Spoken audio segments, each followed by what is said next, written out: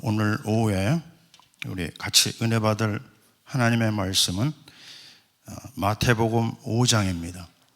마태복음 5장 1절에서 12절까지 말씀, 약간 길지만 함께 봉독하겠습니다. 팔복 메시지죠. 마태복음 5장 1절에서 12절 함께 읽겠습니다. 예수께서 무리를 보시고 산에 올라가 앉으시니 제자들이 나아온지라 입을 열어 가르쳐 이르시되 심령이 가난한 자는 복이 있나니 천국이 그들의 것이며 애통하는 자는 복이 있나니 그들이 위로를 받을 것이며 온유한 자는 복이 있나니 그들이 땅을 기업으로 받을 것이며 의에 줄이고 목마른 자는 복이 있나니 그들이 배부를 것이며 긍휼히 여기는 자는 복이 있나니 그들이 긍휼히 여김을 받을 것이며 마음이 청결한 자는 복이 있나니 그들이 하나님을 볼 것이며 화평하게 하는 자는 복이 있나니 그들이 하나님의 아들이라 일컬음을 받을 것이며 의를 위하여 박해를 받은 자는 복이 있나니 천국이 그들의 것임이라. 나로 말미암아 너희를 욕하고 박해하고 거짓으로 너희를 거슬러 모든 악한 말을 할 때에는 너희에게 복이 있나니 기뻐하고 즐거워하라. 하늘에서 너희의 상이 큼이라. 너희 전에 있던 선지자들도 이같이 박해하였느니라. 아멘. 우리는 지난주에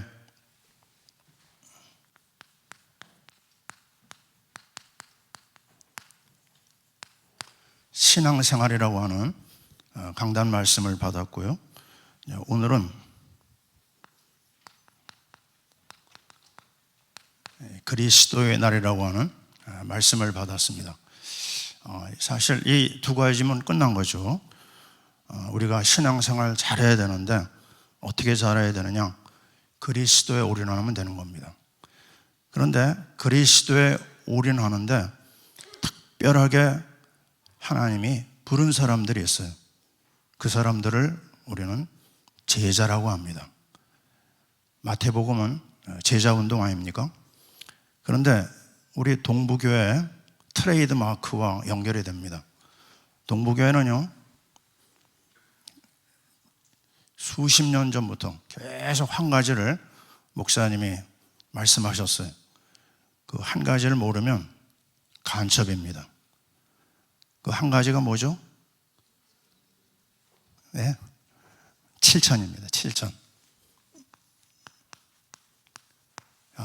오늘 주일 강단에서도 이 말씀이 또 나왔어요. 남은 장. 근데 그 앞에 있는 글을 우리가 자칫 잃어버릴 수 있거든요. 뭐가 나오죠? 바알에게 무릎 꿇지 않은 7천이라고 했어요. 여기에 아주 중요한 방향이 있고 답이 있습니다. 자, 우리는 이 7천과 연결해가지고 뭐를 봐야 되냐면요, 오늘 팔복입니다.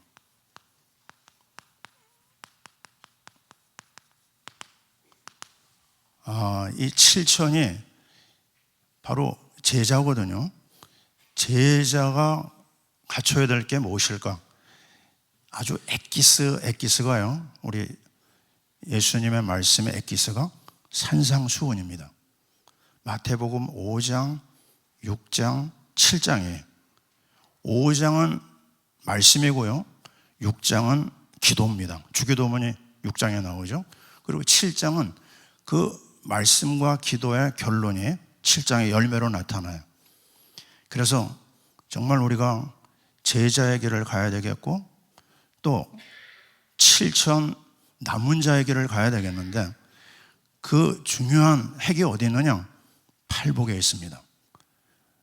자, 이 팔복이 우리 주님이 우리에게 주신 최고의 메시지. 가만히 이 팔복 메시지 묵상하면요, 너무너무 좋습니다.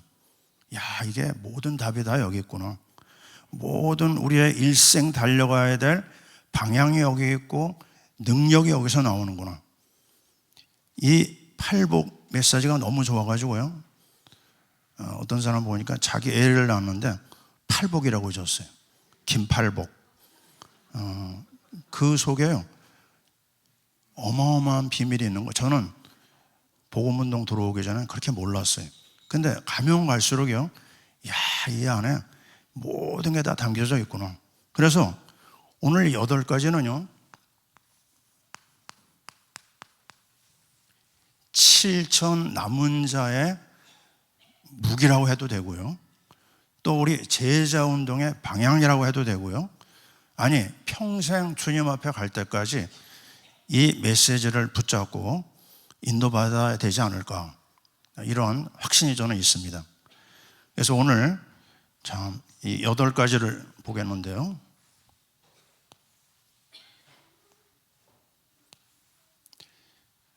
제일 먼저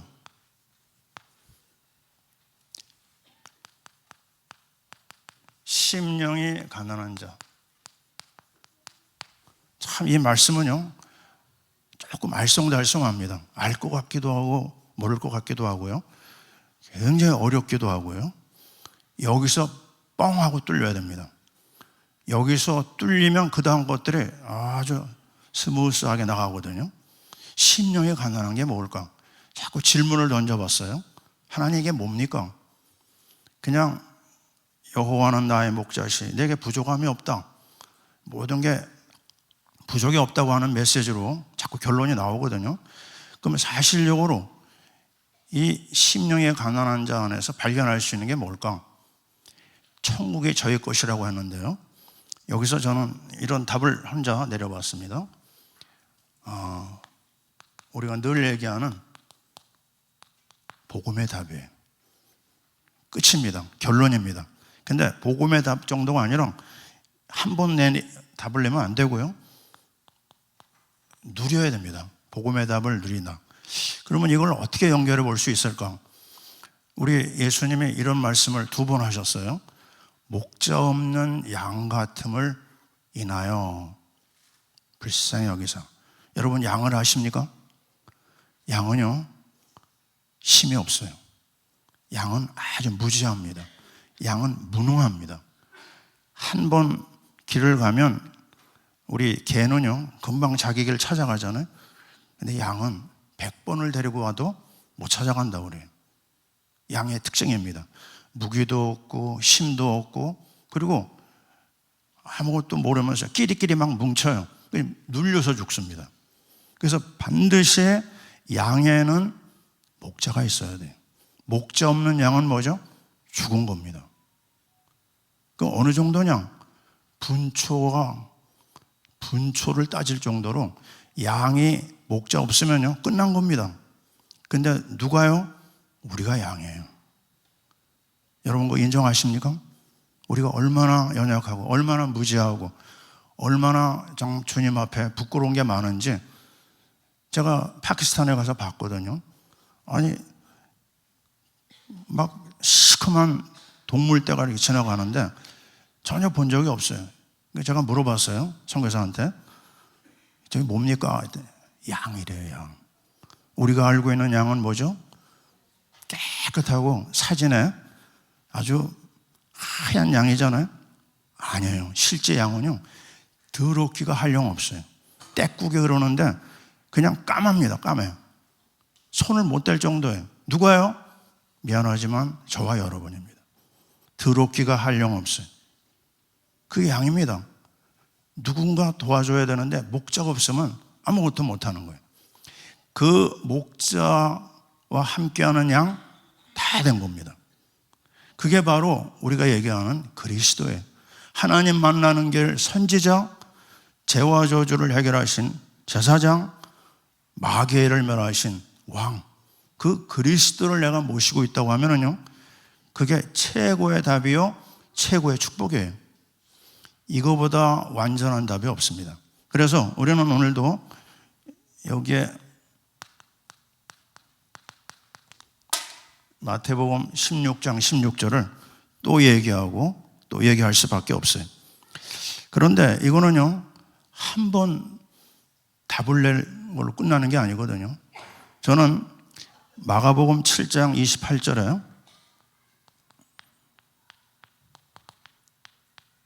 수로보니게 여인의 메시지를 이 말씀과 한번 연결해 봅니다. 가난한 여자예요. 이방 여자입니다. 사랑하는 딸이 귀신에 들렸어요. 어디에서도 답이 없어요. 근데 분명히 확신하는 것은 예수님에게 가면 우리 딸 치료받을 수 있다. 왔어요. 그런데 주님이 너무너무 냉정하게 대하셨어요. 주인의 떡을 개에게 줄 수 없다. 얼마나 참 자존심 상한 말입니까? 정말 개무시한 거예요. 근데 그 여자가 하는 말 들어오셨죠? 맞습니다. 맞습니다. 그러나 주인의 상에서 떨어지는 그 아이들이 먹던 부스러기를 먹을 수 있지 않겠습니까? 예수님의 감동을 받았어요.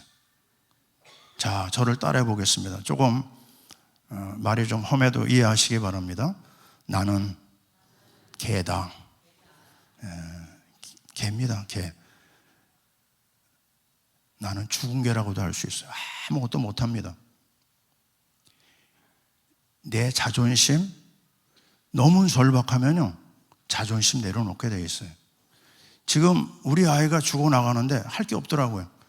아니, 얼마 전에 쌍둥이가 병원에 입원했는데요, 약을 써도 안 되고 정말 큰 병원에 가야 된다는 말도 나오고, 그러니까 아무 생각이 안 나더라고요. 정말 그 생각에 거기에 딱 집중되는 거예요. 아, 이게 우리의 모습이구나. 아무것도 못하는구나. 주님을 바라볼 수밖에 없구나. 내가 가지고 있는 알량한 거 다 내려놓는 거예요. 하나님, 나 아무것도 못합니다. 하나님, 난 당신만 바라보겠습니다. 다 내려놓는 그 상태, 그게 바로 심령이 가난한 겁니다. 여러분, 자랑할 게 뭐가 있어요? 여러분이 가지고 있는 게 뭐가 있어요? 여러분이 할 수 있는 게 뭐가 있어요? 주님의 은혜 아니면 못하는 겁니다. 그래서 그리스도가 오늘도 필요하고요, 내일도 필요한 거예요. 아니, 평생 우리는 그리스도 앞에 납작 엎드려야 돼요. 우리 아들이 그러더라고요. 그 아이 아픈 걸 지나면서 뭘 배웠냐 그랬더니, 아빠, 간절함을 배웠어요. 간절함입니다. 아무것도 우리가 내놓을 게 없어요. 주님만 바라보는 겁니다. 주님만이 나의 답입니다.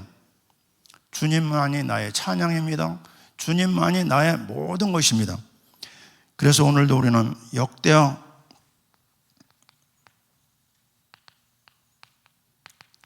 16장 9절을 붙잡고 또 붙잡아야 돼요. 여호와의 눈은 온 땅을 두루 감찰하사 전심으로 자기에게 행하는 자들을 위하여 능력을 베푸시나니. 아멘. 여러분, 전심입니다. 한눈 팔 수가 없어요. 주님에게 24입니다. 이 한마디 안에 다 들어있어요. 24 주님, 24 말씀, 24 기도, 24 찬양이에요. 저는 우리 교회 1년에 일어났던 이야기, 지금 3주 진행되고 있죠. 아직도 마무리가 잘 안 된 것 같은 그런 얘기도 있습니다. 그러나 나는 이번에 일어난 이 사건이 엄청난 축복이라고 확신해요. 귀신의 실체를 우리는 봤어요. 그리고 이 귀신이 복음운동을 굉장히 방해하는 것 같지만요, 어림없는 소리입니다. 귀신은 머리가 안 좋아요. 이걸 통해서요, 우리는 마땅 그리스도의 답이 최고구나. 아멘. 이거 잡았잖아요. 이게 얼마나 놀라운 축복입니까? 저도 그런 경험을 해봤어요. 아무것도 모를 때, 대학생 때입니다. 아니, 우리 누님이 시집을 갔는데 이게 웬일입니까? 아니, 겉으로 맨들하고 잘생기고 좋은 배경인데 알고 보니까 우리 매형의 집안이 무당집이에요. 큰어머니가 무당, 그 동생, 시어머니는 보살이에요. 그냥 그 집안에 갔는데 우리 집안도 그런 무슨 끼가 있거든요. 딱 아다리가 되더니 얼마 지나지 않아서 누님이 귀신이 들어가 버렸어요. 나는 귀신의 실체를 그때 봤어요. 모든 생활이 아무것도 안 되니까 집에 왔어요. 우리 집에요. 근데 나를 딱 보는 순간, 야, 그렇게 무서운 눈은 처음 봤어. 눈이 사람 눈이 아니에요. 정상 눈이 아닙니다. 근데 나를 보는데 이 속에서요, 목소리가 고양이 울음소리가 나와요. 가능합니까 이게요? 하악질이라고 그러죠. 적을 향해서 막 공격하는 그때 나오는 소리가 있어요. 그러더니 이런 말을 해요. 들어보세요. 얘가 학교에서 나를 죽이려고 모임을 갖는다는 거예요. 와, 깜짝 놀랐습니다. 그때 제가 말씀 운동하고 있었거든요. 귀신같이 알아요. 그때 나는 귀신이 있구나. 영적 싸움을 해야 되는구나. 그때 저는 체험했습니다. 이번에 일어난 일은요, 하나님이 우리 교회를 굉장히 사랑하신 거예요. 아멘. 그렇다면 우리는 이번에 완전히 새로운 영적 무장을 갖추고요, 새롭게 출발해야 될 줄 믿습니다. 아멘. 자, 두 번째입니다. 두 번째는 애통하는 자는 복이 있나니. 참 이게 말도 안 되는 얘기죠. 어떻게 애통하는 게 복이 있어요? 세상 논리하고는 영 틀립니다. 그 애통하는 자가 위로를 받는다고 그래요. 자, 왜 그러냐면요, 논리적으로 이해할 수 있어요. 여기서 뭘 봤죠 우리가요? 답을 찾았어요. 인생의 답이 그리스도밖에 없구나. 이걸 가지고 딱 세상을 보면요, 사람을 보면요, 야, 세상에 너무너무 불쌍하구나. 이 인생들이 답이 없어서 저렇게 방황하는구나. 아까도 말씀드렸잖아요. 뭐라고 그랬죠? 마가복음 6장 34절에 주님이 말씀하셨어요. 목자 없는 양 같음을 인하여 불쌍히 여기사. 제일 불쌍한 존재예요, 목자 없는 양. 근데 양보다 불쌍한 존재가 누구냐? 하나님 없는 인생들입니다. 왜요? 사는 날 동안 저주와 재앙이 따라다니고 지옥입니다. 그리고 지옥으로 또 들어가는 거예요. 이게 보입니다. 이걸 보면서 가슴을 칠 수밖에 없는 거예요. 애통하는 자. 이게 여러분 보입니까? 안 보이면 여기로 다시 돌아가야 돼. 이 복음의 답을 확인해야 됩니다. 그러면 우리 앞에 보이는 모든 인생이 너무너무 불쌍한 거예요. 세상에 저렇게 살 수 있을까 할 정도로 무너진 인생들이 너무나 많이 있습니다.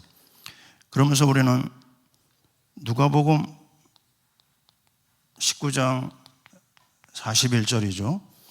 예수님이 예루살렘 성을 보시면서 우셨어요. 주님이 왜 우셨을까요?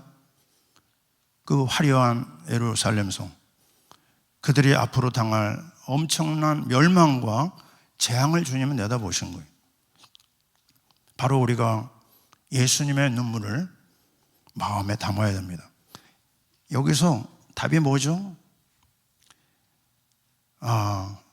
영혼 사랑이라고 답을 낼 수 있죠. 여기 복음의 답이고, 애통이라고 하는 이 부분에서는 영혼을 향한 안타까운 사랑, 눈물이 필요하다는 겁니다. 그러면서 우리는 예레미야 예가를 또 보게 되죠. 예가 2장 8절 뭐라고 말씀합니까? 너희는 밤낮으로 눈물을 강물같이 흘려라.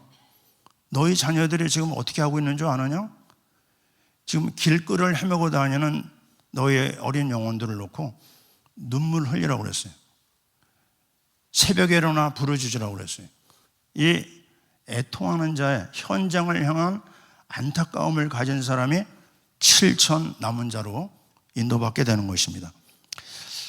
저는 그저께 신문에서 뭘 봤냐면 OECD, 그래도 세계를 이끌고 나가는 리더 국가들을 말하죠. 이 리더 국가들 20여 개 중에서 자살률이 가장 높은 나라가 한국이더라고요. 자, 이게 뭘 얘기하는 겁니까? 10대, 20대, 30대, 40대, 50대 60대는 빠졌더라고요. 70대, 80세 모든 세대 자살률이 한국이 최고예요. 이게 왜 이렇게 삶이 무너지고 있죠? 특히 어린아이들이 사망 원인의 1위가 자살이라고 합니다. 자살. 이거는 우리를 향한 하나님의 메시지가 있는 거죠. 저들에게 이 복음이 전달 안 된 현장이거든요. 그래서 이 안타까운 현장을 놓고 우리가 할 수 있는 게 없죠. 사실 기도밖에 없습니다. 이런 애통함이 있고요. 세 번째는 갑자기 온유라는 말이 나옵니다. 온유하는 자는 복이 있나니 저희가 땅을 기업으로 차지한다. 이거에 답을 미리 내면요,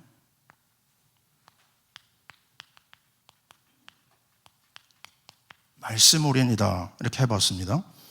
자, 왜냐하면 민수기 12장 3절에 보면 천하의 지면에서 최고로 온유한 자가 모세라고 그래요. 근데 이건 말이 안 되거든요. 왜요? 모세는 혈기 충만한 사람이었어요. 사람까지 죽인 살인범입니다. 근데 어떻게 저렇게 온유한 자가 됐을까요? 그거는 한 가지밖에 없습니다. 하나님의 살아있는 말씀 속으로 계속 인도받았어요. 최고입니다. 여러분 중에 혈기가 좀 남아있는 분이 있습니까? 말씀 속에 들어가면 돼요. 저도 그런 사람 중에 하나였습니다. 말씀이 사람을 변화시키는데요, 기가 막힐 정도로 놀라운 일이 일어나요. 이 온유라는 단어가 야생마를 명마로 길들이는 과정을 온유라는 단어를 쓴다고 그래요. 뭐로 하느냐? 말씀입니다. 자, 출애굽기에 이런 말씀이 있어요.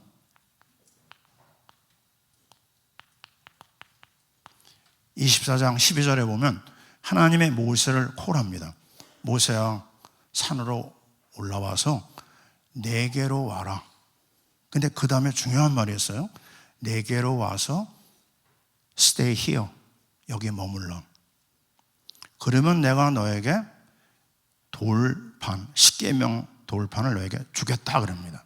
자, 우리는요, 앞에 거 자꾸만 잃어버리고요, 돌판, 십계명 돌판, 이 생각을 많이 하거든요. 특별히 사역자들, 여기 열심히 있는 사역자들은요, 어떻게 하면 내가 이 말씀 받아가지고 빨리 전달할까, 이런 생각 많이 하거든요. 목회자들도 그런 게 있습니다. 열심 체질. 그런데 하나님 그게 아니에요. 하나님 뭘 원하느냐? 너 나 좀 만나줘라. 내가 너 만나고 싶다. 내가 너와 데이트하고 싶다. 내가 너와 대화하고 싶다. 내가 너에게 정말 깊은 은혜의 말씀을 주겠다. 여러분, 일을 많이 하시는 분들, 특별히 오늘 이 말씀에서 꼭 잡아야 됩니다. 내가 아침에 주님과 깊은 만남, 우리 목사님이 늘 강조하시는 그 새벽을 깨우는 시간이 없다면요, 그 다음의 일들은 사실 무용지물입니다. 주님을 만나는 시간이 얼마나 중요한지, 행복한 시간, 주님과 데이트하는 시간, 콰이어 타임이라고 그러죠. 그 시간이 얼마에 따라서 그 다음 사역에 연결이 됩니다.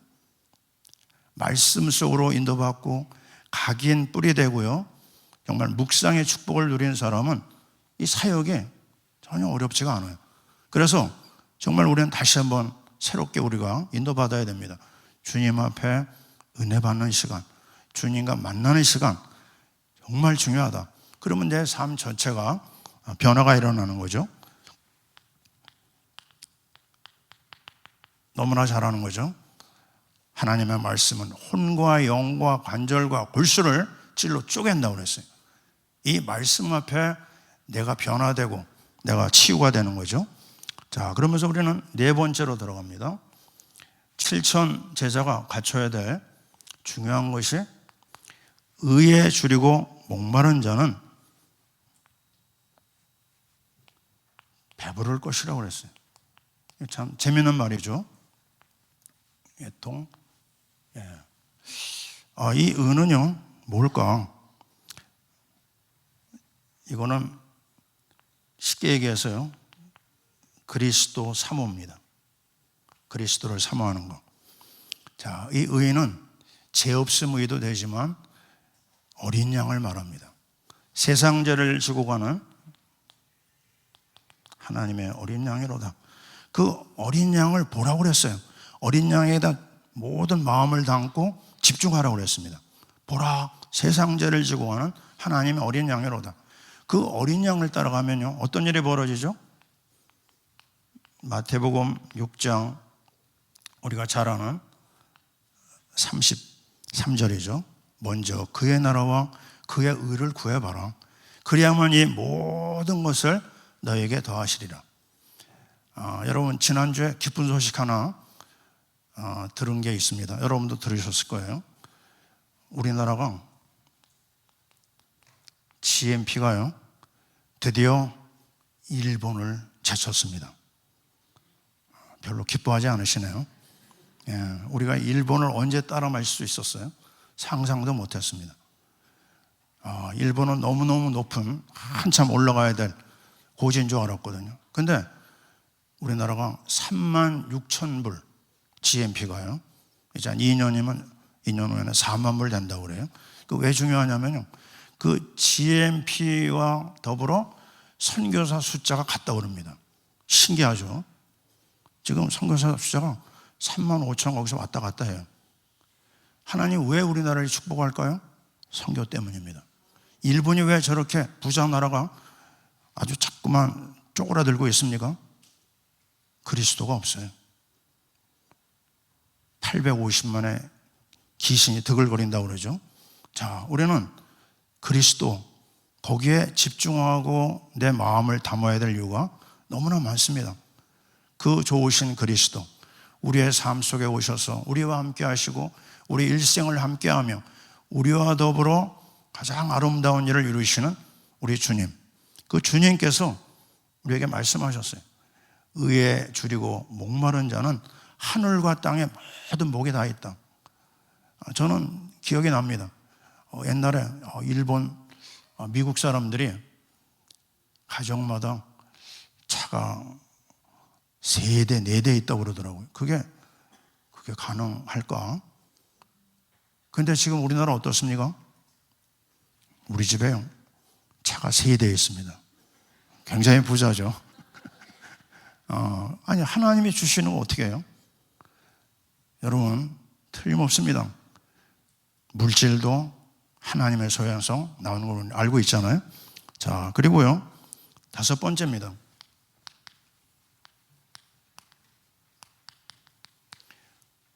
긍휼히 여기는 자는 긍휼히 여김을 받는다고 그랬어요. 참 이게 특별한 말입니다. 불쌍히 여긴다는 말이에요. 이걸 저는 이렇게 해석을 해봤어요. 원수를 축복한다. 자, 야고보서에 이런 말씀이 있습니다. 야고보 2장 13절에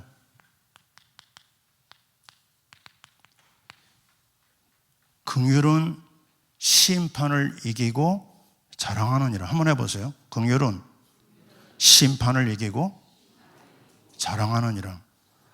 아주 특별한 말씀이에요. 그게 무슨 말일까? 다윗을 보면요, 이해가 됩니다. 다윗에 대한 말씀이에요. 사무엘상 22장 2절에 보면 이런 말씀이 있어요. 다윗은 상상할 수 없는 죄를 범했잖아요. 살인죄를 범했죠. 간음죄를 범했죠. 보통 사람 같으면 날아갔어요. 끝장납니다. 근데 하나님이 그를 용서하거든요. 왜 용서하셨을까? 엄청난 죄를 범했는데, 근데 22장 2절에 보니까 그 다윗을 따라다니는 거지 부대가 있었어요. 원통한 자, 빚진 자, 환난당한 자가 계속 다윗을 따라다닙니다. 왜요? 그 연약한 자를 평소에 계속 끌어안았어요. 이게 중요한 겁니다. 7천 사역자가요, 하나님 앞에 자라야 되죠. 그러나 사람 앞에서 자라야 됩니다. 우리 주위에 연약한 자도 많거든요. 끌어안아야 됩니다. 붙잡아줘야 됩니다. 힘을 줘야 됩니다. 이 부분에서 다윗이 인정을 받은 거예요. 그래서 평소에 우리는 뭘 해야 되느냐? 로마서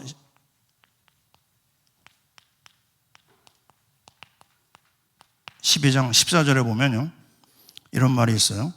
박해자를 저주하지 말고 축복해줘라. 박해자에게 떡을 줘라. 박해자를 잘되게 해줘라. 참 특별한 말씀입니다. 저는 이 말씀을 보면서 제가 처음에 실수했던 게 기억이 나요.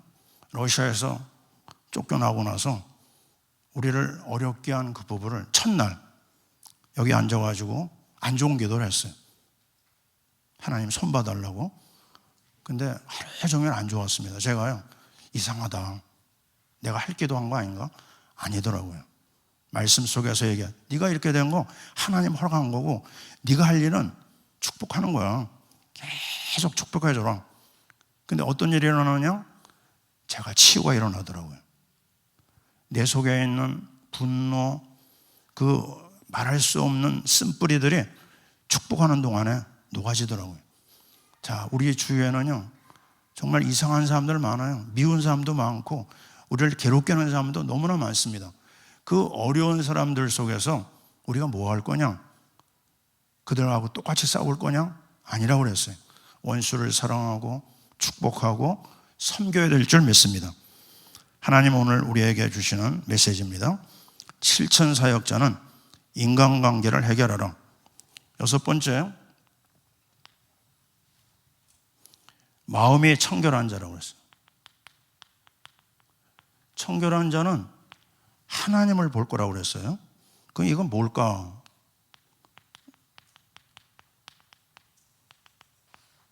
예수 보혈이다, 이렇게 답을 내봤습니다. 자, 이사야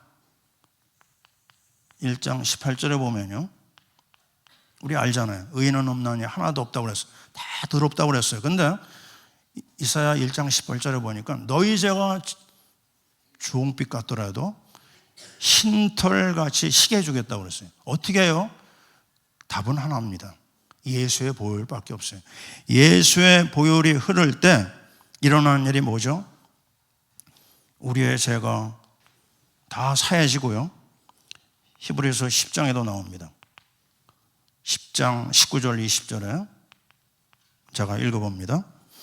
우리가 예수의 피를 힘입어 성소에 들어갈 담력을 얻었나니 그 길은 새로운 살 길이라. 마귀는요, 예수의 피를 싫어하는 게 아니라 무서워합니다. 예수의 피가 증거될 때 악한 세력은요,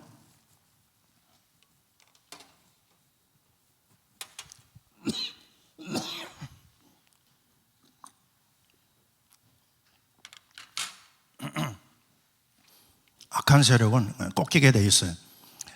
제가 그 폐병으로 아주 오래 고생할 때 하나님이 언제 능력을 주셨냐면 찬송을 통해서 은혜 주셨거든요. 근데 그때 예수 보혈 찬송, 이 보혈 찬송을 잊혀지지가 않습니다. 하루에 50곡을 불렀어요. 24 찬양을 하겠다고 결심하고요. 그랬을 때 하나님의 능력이 나타나는 걸 봤습니다. 예수의 보혈, 우리를 구원하고 우리를 치료하고 우리에게 능력을 주시는 거죠. 이제 7번째를 보겠습니다. 7번째, 화평하게 하는 자.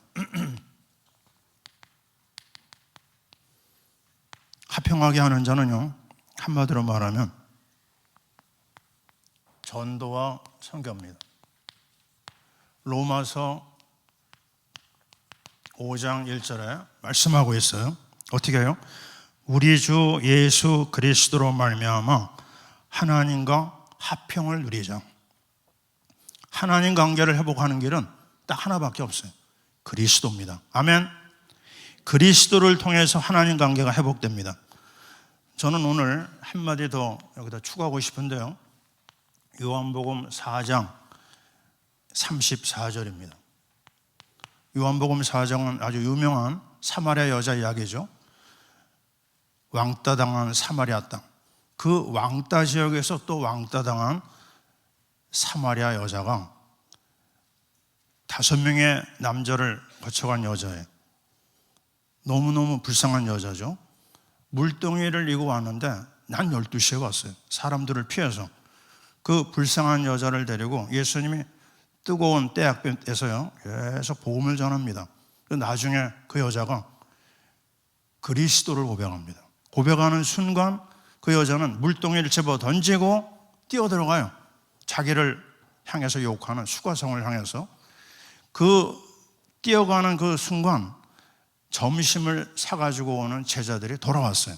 말했습니다. 예수님, 점심 잡수세요. 그때 예수님이 정말 뜻밖의 말씀하셨어요. 나는 너희가 알지 못하는 양식이 있다. 아니, 누가 그 사이에 점심을 갖다 줬나? 이해가 안 되는 거죠. 근데 바로 이어서 하신 말씀이에요. 내 양식은 아버지의 뜻을 이루는 것이다.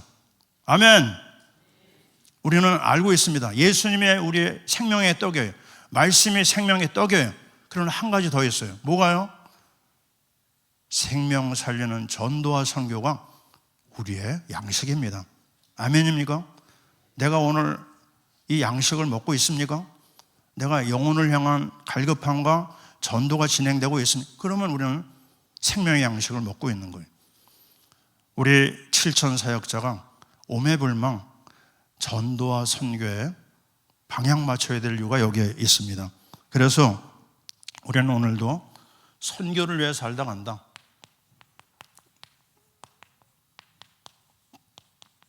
저는 이거를 자랑하고 다닙니다. 나는 선교 선동꾼이다.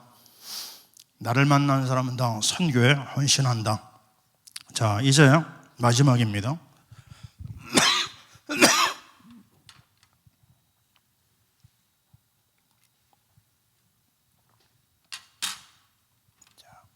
죄송합니다. 8번째, 의를 위해 핍박받는 자. 천국이 저의 것이라고 그랬고요. 또 그 다음에는 너희를 욕하고 박해하면 너희의 상이 크다.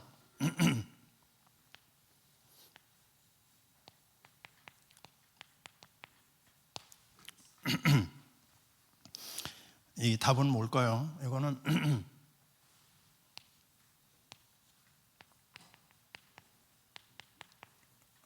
전도의 복이죠.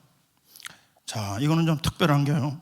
다른 복은 한 절로 다 끝납니다. 심령이 가난한 자, 애통하는 자. 그런데 마지막 8번째는 3절을 커버하고 있어요. 10절, 11절, 12절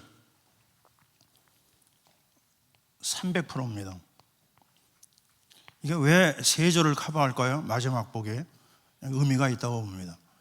주님을 위해서 내가 손해봐요? 주님을 위해서 내가 헌신합니까? 하나님은 다 기록하고 있어요. 하늘과 땅의 복이 그 전도 때문에 희생하고 어려움당한 사람, 그 개인과 가문을 축복할 줄 믿습니다. 그래서 오늘 우리가 사람이 알아주지 않고 나만 외로운 길을 간다고 생각하는 전도자가 있다고 하면요, 걱정 안 하셔도 됩니다. 하나님 다 알고 계세요.